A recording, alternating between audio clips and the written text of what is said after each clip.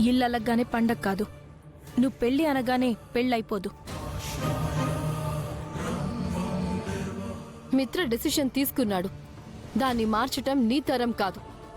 జరగని తప్పు జరిగిందని, రాని ప్రెగ్నెన్సీ వచ్చింది అని నాటకాలాడి ఆయన మంచితనంతో ఆడుకున్నావు.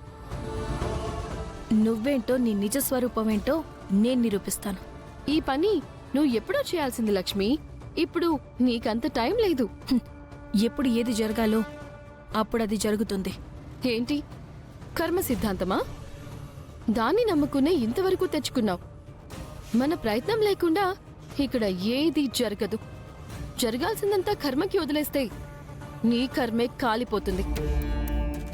అంటే జరిగిందంతా నువ్వు జరిపిస్తున్నావనుకుంటున్నావా? నా లైఫ్లో ప్రతిదీ నేనే డిజైన్ చేసుకున్నాను. నా పెళ్లి కూడా.